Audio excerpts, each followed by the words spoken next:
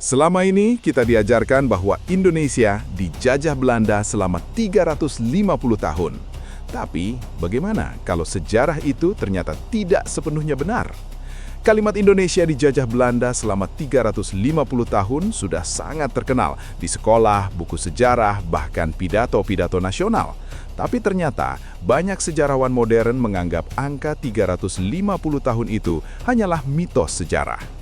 Semuanya bermula dari kedatangan bangsa Belanda ke Nusantara pada tahun 1596 saat Cornelis de Houtman tiba di Banten. Namun saat itu, Belanda belum langsung menguasai seluruh wilayah Nusantara. Bahkan, mereka awalnya datang hanya untuk berdagang rempah-rempah. Kemudian, Belanda membentuk VOC tahun 1602, Kongsi Dagang, yang perlahan mulai menguasai perdagangan dan wilayah tertentu di Nusantara.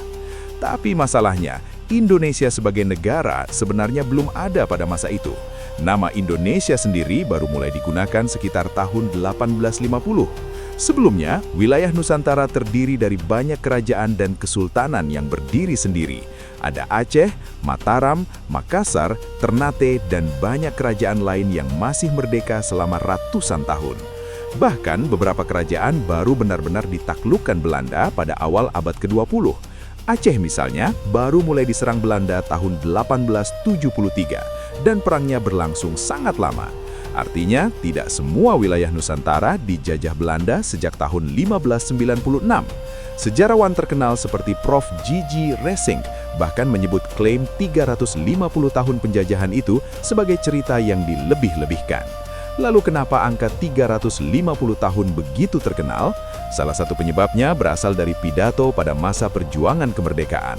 Kalimat itu digunakan untuk membangkitkan semangat rakyat melawan penjajahan.